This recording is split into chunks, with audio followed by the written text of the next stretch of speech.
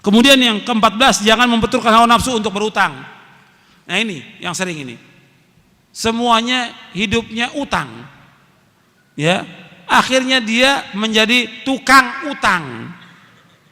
Gak boleh dalam Islam seperti itu. Utang boleh dalam Islam. Utang. Ayat yang terpanjang dalam Al-Quran, dalam surah Al-Baqarah, ayat tentang utang. Boleh. Tapi jangan turunkan hawa nafsu untuk utang. Kalau kita mampu kita beli, kalau enggak kita sabar. Kalau kita mampu, ini enggak semuanya utang. Semuanya. Sepeda utang, perabot rumah tangga utang, bajunya utang, baju utang, kerudung utang, semuanya utang. Enggak boleh. Susah nanti hidupnya dia. Dan kesian juga kalau dia meninggalkan hutang buat istri dan anaknya. Dia mampu dia beli, enggak sabar dia. Sabar. Udah hidup dengan apa yang ada. Dengan apa yang ada. Itu para sahabat demikian. Para sahabat hidupnya nikmat mereka. Mereka terus ibadah kepada Allah, mereka kerja, mereka usaha, mereka dagang, mereka mencari nafkah. Mereka enggak memperturutkan hawa nafsu untuk berutang. Kalau betul-betul terpaksa baru mereka utang. Tapi mereka tepat janjinya. Enggak seperti sekarang. Waktunya bayar utang, afwan ya akhi. Afwan. Saya nggak perlu afwan, saya perlu duitnya. Afwan. Bulan depan afwan lagi. Saya nggak mau dibayar dengan afwan, saya mau dibayar pakai uang. Antum pinjam uang kan sama saya, bayar dengan uang, bukan dengan afwan. Banyak yang seperti itu. Makanya ini masalah utang masalah besar. Dan ingat, Nabi tidak mau menyolatkan orang yang punya utang 2 dinar. Nabi gak mau sholatkan. Dan utang ini akan ditutup sampai hari kiamat. Semua orang yang mati syahid dosanya diampuni kecuali utang, kata Nabi. Yughfaru lisyahidi kullu dzanbin illa dain. Diampunkan semua dosa orang yang mati syahid kecuali utang. Utangnya tetap akan dituntut sampai hari kiamat. Maka jangan gampang-gampang antum berutang. Nabi tidak mau sholatkan orang yang berutang 2 dinar. Gak mau Nabi sholatkan. Jadi ingat itu, ajarkan istri kita, anak kita jangan gampang-gampang utang. Dan orang kalau sudah berutang, kalau berbicara mesti bohong. Kalau berjanji mesti menyalahi janji. Ini sabda Nabi. Orang kalau sudah berutang, kalau ngomong mesti bohong. Dusta. Kalau berjanji menyalahi janji. Kata Nabi, ketika Nabi kalau sholat itu di akhir tasyahud, Nabi selalu baca di akhir tasyahud, antum ingat tuh doanya. Allahumma inni a'udzubika min adzabi jahannam wa min adzabil qabr wa min fitnatil mahya wal mamat wa min syarri fitnatil masiihid dajjal. Allahumma inni a'udzubika minal ma'thami wal maghrami. Yang terakhir ini, Allahumma inni a'udzubika minal ma'thami wal maghrami. Ya Allah, aku berlindung kepada Engkau dari dosa dan utang. Aisyah bertanya, Rasulullah, kenapa engkau banyak berdoa kepada Allah berlindung dari dosa dan utang? Apa kata Nabi? Innar rajula idza gharima hadatsa fakadzaba wa wa'ada fa akhlafa. Sesungguhnya apabila seorang itu dia utang, maka dia berbicara mesti dusta, mesti bohong. Kalau berjanji mesti dia menyalahi janji. Dan ini kenyataan. Dan ini tanpa kecuali yang seperti ini. Yang orang awamnya, yang penuntut ilmunya, yang ustadznya.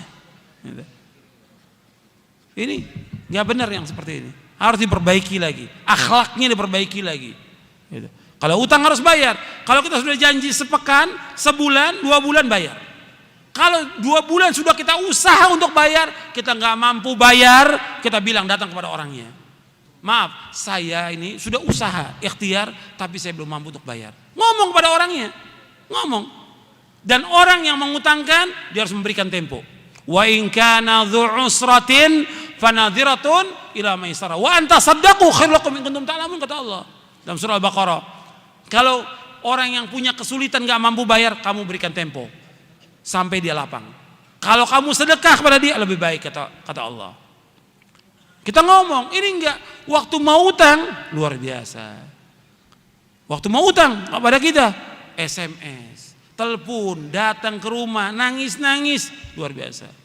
Begitu dikasih janji sebulan, udah sebulan nggak datang, nggak ada kabar, la salam, wala kalam, wala khobar, sudah. 2 bulan ditanya, marah dia. Antum nagih sama saya, antum nggak percaya sama saya. Lo antum utang harus bayar. Wah, tambah marah lagi. Ini sikap banyak kaum muslimin seperti ini. Nggak boleh. Kalau utang harus bayar. Dia ketika dia berutang, dia berani ngadepi. Ketika dia nggak mampu bayar juga berani ngadepi. Datangi orangnya. Itu akhlak Islam, akhlak Islam. Antum lihat, saya ambil contoh satu. Ya, di zaman dahulu. Ini pelajaran buat kita semuanya ini. Dan juga buat para dai. Di zaman dulu sebelum Nabi Muhammad, jauh sebelum Nabi Muhammad SAW, cerita Nabi. Ada seorang berutang 1.000 dinar.